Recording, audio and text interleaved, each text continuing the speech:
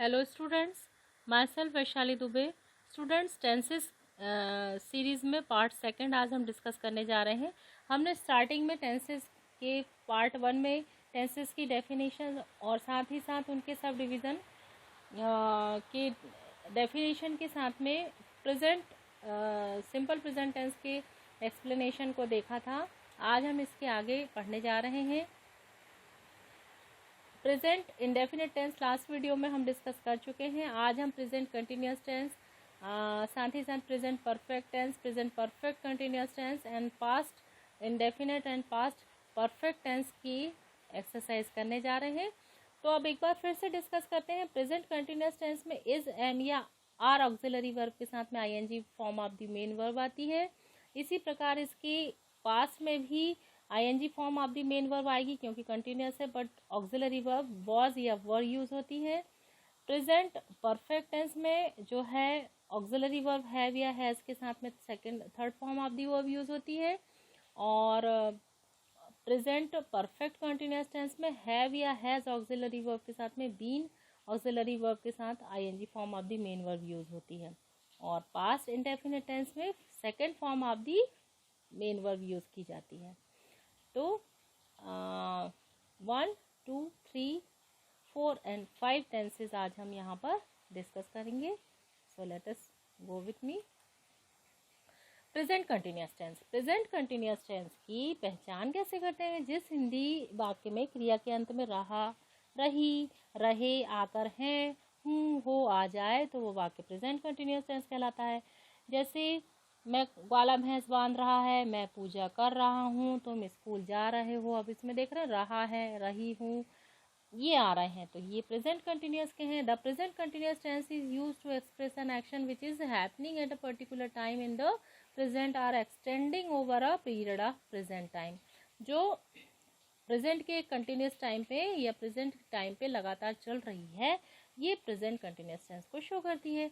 इसमें सब्जेक्ट के साथ में इज, एम या आर ऑक्सिलरी वर्ब यूज करते हैं। सिंगुलर सब्जेक्ट के साथ में इज, आई के साथ में एम, और बहुवचन के सब्जेक्ट के साथ में आर, है, हूँ, हैं, ये इसके मीनिंग्स होते हैं। और हमेशा ING form of the main verb use होती है और ऑब्जेक्ट है। अब इसके फॉर्मेशन देखेंगे। मैंने बोला you are playing. You are playing मतलब आप खेल रहे हैं, ये हुआ ना। सब्जेक्ट के साथ में यू है सब्जेक्ट तो आर होगा, और ING form of the verb. आप खेल रहे हैं, आप नहीं खेल रहे हैं के लिए नॉट लग जाएगा। You are not playing. किसके बाद में नॉट लगाना ध्यान रखना पड़ेगा? ऑक्सिलरी वर्ब के बाद में। यू आर नॉट प्लेइंग, आप नहीं खेल रहे हैं। यदि इसी को प्रश्नवाचक बनाना है, इंट्रोगेटिव बनाना है, यही आर शुरू में लिखेंगे। यदि वो सिंगुलर सब्जेक्ट होता तो इज लिखते, आई होता तो एम लिखते, है ना। यहाँ यू सब्जेक्ट है तो आर शुरू में लिखा। आर यू प्लेइंग, क्या आप खेल रहे हैं? क्या आप नहीं खेल रहे हैं? Are you not playing, question mark. कुछ सेंटेंस देखेंगे। मैंने बोला ग्वाला भैंस को बांध रहा है। अब ग्वाले को क्या बोले जाता है? The milkman. सिंगुलर है, इज आएगा। बांधने को क्या बोलेंगे? टाई, और उसकी आईएनजी फॉर्म टाइंग, है ना। और भैंस सब ऑब्जेक्ट है, वो क्या है? बफेलो। ऑब्जेक्ट कहाँ आएगा? लास्ट में। सब्जेक्ट मेन वर्ब कहाँ आती है? ऑक्सिलरी वर्ब के बाद में। सब्जेक्ट क्या है? Milkman. The milkman is tying the buffalo. वाला भैंस को बांध रहा है। मैं पूजा कर रहा हूँ, आई के साथ एम आएगा। वर्शिप का आईएनजी फॉर्म वर्शिपिंग। मैं पूजा कर रहा हूँ। तुम स्कूल जा रहे हो, you are going to school. You subject हुआ, यू के साथ आर ऑक्सिलरी वर्ब लगाएंगे। जाने, जा रहे के लिए गोइंग, और ऑब्जेक्ट क्या है? School. You are going to school, इसी स्ट्रक्चर के अकॉर्डिंग सेट हुआ। We are not going to office, हम ऑफिस नहीं जा रहे हैं, नेगेटिव हो गया। आर के बाद में नॉट लगा दिया। इंट्रोगेटिव बनाना है। जैसे मैंने कहा, क्या मैं झूठ बोल रहा हूँ? मैं के लिए आई, क्या के लिए? एम। आई के साथ एम लगाते हैं ना, तो उसी का जो ऑक्सिलरी वर्ब होती है शुरू में लिख दी जाती है। तो एम आई, और बोल रहा के लिए टेलिंग, और ऑब्जेक्ट क्या हो गया? झूठ। लाई, क्वेश्चन मार्क, है ना। बना इसी के अकॉर्डिंग, बिल्कुल इसी सेंटेंस के according. But upper interrogative sentence में यही मेन जो ये जो ऑक्सिलरी वर्ब्स है उसको शुरू में लिख करके सब्जेक्ट लिखा जाता है, फिर मेन वर्ब लिखी जाती है, और फिर ऑब्जेक्ट लिखा जाता है। अब आईएनजी की एडिटिंग देखेंगे कि आईएनजी कहाँ पर। कुछ वर्ब्स ऐसी होती हैं, for example if verb end with e then we add ING in place of ending e. यदि वर्ब ई पर एंड हो रही है तब आईएनजी जो है ई की जगह लगाते हैं। टेक मतलब लेना, टेकिंग, ई हटाया आईएनजी लगाया, टी ए के आईएनजी टेकिंग, ले रहा, गिव देना दे रहा, वाइट काटना काट रहा, सबके लास्ट के ई हटाए और आईएनजी लगा दिया। सेकंड इसका रूल देखते हैं कि यदि वर्ब की एंडिंग डबल ई पर होती है तब सीधे सीधे उसके जस्ट बाद में आईएनजी लगाते हैं। जैसे ये वर्ब है सी, देखना, उसको एज इट इज लिखा और आईएनजी लगा, देख रहा। और यदि वर्ब की एंडिंग कॉन्सोनेंट पे हो और उसके जस्ट पहले वॉवेल हो, if verb end with consonant and before last consonant word is vowel then last word will be double, तब आखिरी का अक्षर डबल होता है। रन दौड़ना, दौड़ रहा, यही रन जो है रनिंग हो जाएगा। आप देखिए एंड डबल हो गया ना, क्यों? क्योंकि लास्ट एंडिंग वर्ड कॉन्सोनेंट है और उसके जस्ट पहले यू वॉवेल है। पुट रखना, पुटिंग रख रहा। कुछ वर्ड ध्यान रखना पड़ता है, जैसे कुछ जो वर्ब हैं, जैसे यदि उनकी एंडिंग डब्ल्यू पे, वाई पे या आर पे हो, है ना, और उसके पहले कॉन्सोनेंट हो, तो ये कुछ अपवाद स्वरूप हैं।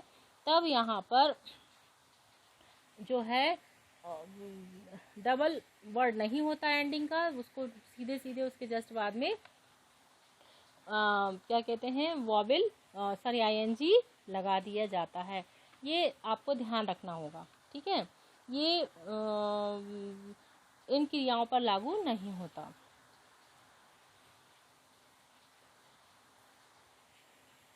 रेफर, अब इसमें देखो ये कुछ ऐसे शब्द हैं जैसे कि रेफर, ये जो क्रिया नियम जो है निम्न क्रियाओं पे लागू नहीं होता, जैसे रेफर, रेफरिंग, अब यहाँ डबल हो गया ना, ट्रांसफर, फिर यहाँ पे आर डबल हो गया, ट्रांसफरिंग, स्टीयर, स्टीयरिंग, वार, वॉरिंग, प्रेफर, प्रेफरिंग। ये ध्यान रखना पड़ेगा कि ये कुछ ऐसे वर्ब्स हैं कि जिसमें ये ऊपर का नियम लागू नहीं होता, उसमें डबल हो जाते हैं। कब? जब एंडिंग कॉन्सोनेंट से हो और उसके जस्ट पहले वॉवेल हो। यदि वर्ब का एंड आई पे हो और तब जो है आई हटा देते हैं और वाई आई एन जी लगाते हैं। जैसे डाई, मरना, आई हटाया, D Y I N G, dying, मर रहा। टाई, बांधना, आई हटाया, T Y I N G, Y I N G लगा दिया, बांध रहा। Lie, lying. अब देखेंगे प्रेजेंट परफेक्ट टेंस। अब प्रेजेंट परफेक्ट टेंस जो होता है, प्रेजेंट परफेक्ट टेंस का जो पहचान होती है, जिस क्रिया के अंत में या जिस हिंदी वाक्य में क्रिया के अंत में आ, ई, ए, या, ई, चुका, चुकी, हैं, आकर, हैं, हूँ, आए, तो वह प्रेजेंट परफेक्ट होता है। कंप्लीट हो जाती है ना प्रेजेंट में क्रिया, जैसे हमने उसे बुलाया है, वह जा चुका है, तुमने मेरा काम नहीं किया है। समझे? अब आप देखिए सब्जेक्ट के साथ में हैज या हैव ऑक्सिलरी वर्ब लगा के third form of the main verb लगाई जाती है प्रेजेंट परफेक्ट में। परफेक्ट टेंस में तो चाहे वो प्रेजेंट की हो, पास्ट की हो या फ्यूचर की, हमेशा third form of the verb होती है, ये भी ध्यान रखना होता है। हैज जो ऑक्सिलरी वर्ब लगती है वो सिंगुलर सब्जेक्ट के साथ, और हैव ऑक्सिलरी वर्ब प्लूरल के साथ में, और लास्ट में ऑब्जेक्ट तो होता ही है। ये बात वही क्लियर अभी आपको बता दी गई। The present perfect tense denotes an action that was started in the past and has just been completed. जो past में start हुई और अभी complete हुई है। जैसे वह जा चुका है, जा चुका है मतलब वो past से जा रहा है और अब जा ही चुका है, तो complete हो गई ना एक्शन। क्या उसने पतंग उड़ाई है, तो ये past से start हुई और complete भी हो गई। आई हैव प्लेड, अब मैंने बोला आई हैव प्लेड मतलब मैं खेल चुका हूँ या मैंने खेल लिया है। नेगेटिव बनाना हो तो आई हैव नॉट प्ले, आई के साथ हैव लगेगा, ये तो अब आपको बता ही दिया गया है। आई और बहुवचन के साथ हैव और बाकी सिंगुलर सब्जेक्ट के साथ में हैज लगेगा। I have played third form of the verb play की प्लेड, मैंने खेल लिया है, मैं खेल चुका हूँ। आई हैव नॉट प्लेड, मैंने नहीं खेला है। क्या मैंने खेला है, हैव आई प्लेड। क्या मैंने नहीं खेला है, हैव आई नॉट प्लेड। कुछ और सेंटेंस इसमें देखेंगे, जैसे हमने उसे बुलाया है, हमने के लिए वी के साथ have, third form of the main verb काल्कित कॉल्ड, उसे के लिए हिम, सब ऑब्जेक्ट क्या है हिम, हमने उससे बुलाया, we have called him, he has gone वह जा चुका है, ही के साथ हैज, और third form of the main verb go, went and gone, he has gone वह जा चुका है, you have not done my work तुमने मेरा काम नहीं किया है, you have not done my work, क्या उसने पतंग उड़ाई है, has he flown a kite, fly का थर्ड फॉर्म फ्लोन, और ही जो है सब सिंगुलर है, तो इसमें जो ऑक्सिलरी वर्ब इंट्रोगेटिव सेंटेंस में लगेगी वो होगी हैज। अब हम इसका लास्ट टेंस देखेंगे जिसे प्रेजेंट परफेक्ट कंटिन्यूअस टेंस कहते हैं। प्रेजेंट यानी वर्तमान काल का वर्तमान पूर्ण लगातार काल इसे कहते हैं, या चालू पूर्ण वर्तमान काल कहते हैं, और इसकी पहचान होती है क्रिया के अंत में रहा, रही, रहे, हैं, आकर, हूँ, हो, आ जाए। जैसे वह सुबह से गाना गा रही, इसमें टाइम ऑफ ड्यूरेशन भी होता है बच्चों, टाइम मतलब टाइम भी शो होता है, क्योंकि ये शुरुआत हो चुकी है और लगातार चल रही है ना, तो टाइम भी बताना पड़ेगा ना कि कोई चीज़ की शुरुआत होगी, जैसे वर्षा, सुबह से वर्षा हो रही है तो टाइम भी बताया ना, सुबह से। रात से तबीयत खराब है, रात से तबीयत खराब हो रही है, तो ये रात का टाइम इसमें शो हो रहा है ना। तो अब इसमें बनाते समय सब्जेक्ट के साथ में हैव या हैज ऑक्सिलरी की वर्ब के बाद में बीन ऑक्सिलरी वर्ब लगाया जाता है, और ING form of the main verb plus object. The present perfect tense is used when an action is started in the past is still continuing, मतलब जो स्टार्ट पास्ट में हो गई और अभी चल रही है। मैंने बोला we have been playing, we have been playing मतलब हम खेल रहे हैं। अब वी क्या हो गया, सब्जेक्ट, और आपने देखा है वी के साथ में हैव लगेगा और आईएन बीन भी लगती है काय में, प्रेजेंट परफेक्ट कंटिन्यूअस टेंस में। तो वी हैव बीन प्लेइंग हम खेल रहे हैं, हम नहीं खेल रहे, we have not been playing, have के बाद में नॉट लगाएंगे और बीन लिखेंगे। क्या हम खेल रहे हैं, यही हैव शुरू में लिख दिया, और हाँ हम के लिए वी, खेल रहे हैं के लिए been playing, have we been playing, क्या हम खेल रहे हैं, इंट्रोगेटिव हो गया। क्या हम नहीं खेल रहे हैं, have we not been playing, क्या हम नहीं खेल रहे हैं। कुछ एग्जाम्पल देखिए, he has been singing a song, वह गाना गा रहा है, वह ही के साथ हैज आएगा, सिंगुलर सब्जेक्ट है। प्रेजेंट परफेक्ट टेंस में बीन भी लगता है, हैज या हैव बीन, तो प्रेजेंट परफेक्ट कंटिन्यूअस टेंस की बात हो रही है बच्चों। प्रेजेंट परफेक्ट कंटिन्यूअस टेंस में हैज बीन या हैव बीन ऑक्सिलरी वर्ब के साथ में ING form of the verb, और सेंटेंस की फ्रेमिंग के अकॉर्डिंग उसका मतलब क्या निकलता है कि वह गाना मतलब कर रहा है कोई प्रोसेस कंटिन्यूअस फॉर्म में विथ टाइमिंग। वह सुबह से गाना गा रहा है तो he has been singing a song since morning. Time जब ड्यूरेशन निश्चित होता है तब उसमें सिंस लगाते हैं, और टाइम ड्यूरेशन जब अनिश्चित होता है तो फॉर यूज़ करते हैं। जैसे यदि निश्चित समय है, दिनों के कोई नाम है, सोमवार, मंगलवार, महीनों के नाम जनवरी, फरवरी, दिन का कोई भाग, सुबह, शाम, दोपहर, वर्ष के नाम और शताब्दी के नाम, 1974, 19वीं सदी, इसमें टाइम जो होता है वो हमेशा उसको सिंस के साथ बोला जाता है। और जब टाइम का पीरियड अनिश्चित हो, 1 दिन, 2 दिन, 10 महीने, 1 माह, 2 माह, 1 सप्ताह, 1 घंटा, 1 मिनट, तब फॉर यूज़ किया जाता है। You have not been working for 2 days मतलब यू हैव, तुम 2 दिन से काम नहीं कर रहे हो, you have not been working. हाँ, अब मैंने बोला क्या शीला 2 महीने से यात्रा कर रही है, तो शीला के लिए हैज आएगा क्योंकि सिंगुलर है। शीला बीन ट्रैवलिंग, यात्रा के लिए ट्रैवलिंग होगा ना इस स्ट्रक्चर के according. Has Sheela been travelling for 2 months। अब फॉर अनिश्चित समय ना, कौन से 2 महीने, निश्चित नहीं है, इसलिए फॉर 2 months ये एक्स्ट्रा हो गया। बट इस स्ट्रक्चर के अकॉर्डिंग क्या शीला यात्रा कर रही है, क्या के लिए हैज, सब्जेक्ट क्या होगा शीला, और जो दूसरी वर्ब है फिर वो लगा के ING form of the main verb. Has Sheela been travelling, क्या शीला यात्रा कर रही है, फॉर 2 months 2 महीनों से। हो गया, present perfect continuous tense complete हुआ। अब हम पास्ट टेंस देखेंगे। पास्ट टेंस में भूतकाल में पहला टेंस होता है सिंपल पास्ट टेंस, जिसे हम कहते हैं साधारण भूतकाल, और इसका स्ट्रक्चर फ्रेमिंग होती है सब्जेक्ट के साथ में second form of the verb plus object. अब आप देखिए simple past tense, the simple past tense is used for an action which happened at a particular time in the past. ऐसी क्रिया जो पास्ट में हो चुकी, मैं स्कूल गया, उसने गाना गाया, राम सब कुछ जानता था। अब ये सेंटेंस आप देख रहे हैं पास्ट में क्लियर हो रहे हैं, पास्ट में हो चुके। पहचानेंगे कैसे? अंत में या, ई, या, तो, ता, ती और आकर था, थे, थी आएगा तो होगा पास्ट, सिंपल पास्ट टेंस। जैसे आई प्लेड मतलब मैंने खेला, ये हो गया, क्रिया कंप्लीट हो गई ना, पास्ट में ही मैंने खेला। और लास्ट में आया ला, या, था, तो ये पास्ट इंडेफिनिट टेंस होता है।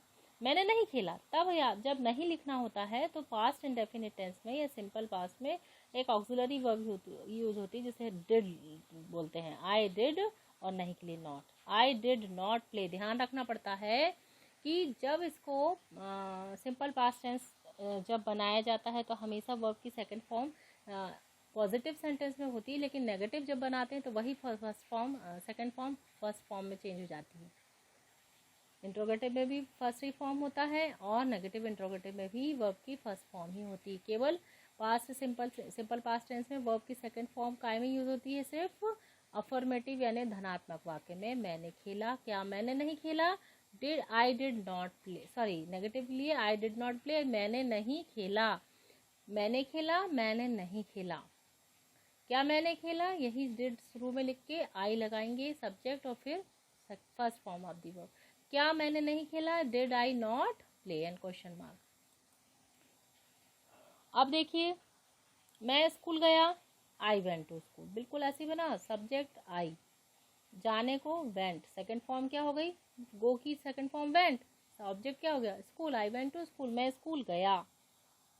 उसने गाना गाया, ही sang a song, संग नहीं, सिंग नहीं आएगा, sang, second form of the verb. He sang a song, उसने गाना गाया, ही के लिए उसने। फिर राम सब कुछ जानता था, राम न्यू, नो नहीं, new, second form of the verb new, everything, सब कुछ के लिए एवरीथिंग। आई के साथ डिड और ये नेगेटिव के कारण इसमें डिड लगेगा। I did not tell a lie, मैंने झूठ नहीं बोला। She did not live here, वह यहाँ नहीं रहती थी। डिड यू बीट हिम, क्या तुमने उसे पीटा? डिड शुरू में लगाएंगे और हमेशा first form of the verb use होती है। कब? जब क्वेश्चन मार्क वाला प्रश्न होता है। या first form of the verb भी कब यूज होगी? जब नेगेटिव सेंटेंस होता है। First second form of the verb कब लगती है? जब सेंटेंस पॉजिटिव होते हैं। वेंट, sang, न्यू, ये तीन टेंस कैसे हैं? पॉजिटिव है, तब इसमें second form of the verb है। बाकी सब में हमेशा चाहे वो नेगेटिव हो या इंट्रोगेटिव हो या इंट्रोगेटिव नेगेटिव हो, सब में जो होती है वर्ब की फर्स्ट फॉर्म हो जाती है सिंपल पास्ट टेंस में। That's it. Did she go to school, क्या वह स्कूल जाती थी? क्या वह स्कूल जाती की थी के लिए, जाती थी के लिए, क्या के लिए डिड और वह के लिए she. Go first form of the verb, to school object हो गया, subject main verb object, subject main verb object. But यहाँ पर इंट्रोगेटिव है तो मेन वर्ब सेकंड ना होके फर्स्ट फॉर्म होगी, बार बार बताया है, आपको ध्यान रखना है। अब अगला टेंस देखेंगे, past continuous tense. Past continuous tense में बस subject ING form of the verb, object बिल्कुल वही होगा कंटिन्यूअस के कारण, बट ऑक्सिलरी वर्ब था या थे के लिए वॉज या वर यूज होती है। कब? पास्ट के लिए। The past continuous tense is used for an action which was happening a particular time in the past, जो particular time in the past में हो रही है। Boys were playing, बच्चे खेल रहे हैं। Boys were playing means लड़के, सॉरी बॉयज एंड लड़के खेल रहे हैं, बच्चे नहीं खेल, लड़के नहीं खेल रहे हैं। Boys were not playing, क्या लड़के खेल रहे हैं? Were मतलब वेयर बॉयज प्लेइंग, क्या लड़के खेल रहे हैं? क्या लड़के नहीं खेल रहे हैं? Were boys not playing. अब यहाँ पर कुछ एग्जाम्पल और हम देख लेते हैं पास्ट कंटिन्यूअस टेंस के। पास्ट कंटिन्यूअस टेंस में जैसे मैंने बोला, we we are going to school, past continuous tense. We we are going to school, हम स्कूल जा रहे थे, we we are going to school मतलब हम स्कूल जा रहे थे। हम के लिए वी के साथ वेयर, थे के लिए और ING form of the verb and object क्या हो गया स्कूल। हम स्कूल जा रहे थे। वह खाना खा रही थी, past continuous tense, she was eating food. Okay, बच्चे नहीं खेल रहे थे, children were not playing. Children बहुवचन है ना, वेयर आएगा। आगे मैंने बोला मैं गाना नहीं गा रही थी, I was not singing a song. मैंने बोला वेयर यू स्लीपिंग मतलब क्या तुम सो रहे थे, वेयर यू स्लीपिंग। एंड मैंने कहा वॉज शी प्लकिंग फ्लावर्स क्या वह फूल तोड़ रही थी। तो स्टूडेंट बस छोटी सी चीज़ें याद रखना है कि यदि सेंटेंस पास्ट कंटिन्यूअस टेंस का फ्रेम करना है तब वॉज या वर यूज़ करना है सब्जेक्ट के जस्ट बाद में, ING form of the main verb plus object लगाना है। तो ये देखिए subject, auxiliary verb, ING form of the verb, object, subject, auxiliary verb, ING form of the verb, object. और अंत में पहचान क्या होती है पास्ट कंटिन्यूअस टेंस की? पहचान तो आपको बताइए, अंत में रहा, रही, थे, था, थी, है ना। हम स्कूल जा रहे थे, वह खाना खा रही थी, बच्चे नहीं खेल रहे थे, मैं गाना नहीं गा रही थी, क्या तुम सो रहे थे, क्या वह फूल तोड़ रही थी। सेकंड पार्ट यहाँ पर कंप्लीट होता है। थर्ड फोर्थ पार्ट में हम इसके आगे के टेंस डिस्कस करेंगे। Thank you for watching, have a nice day.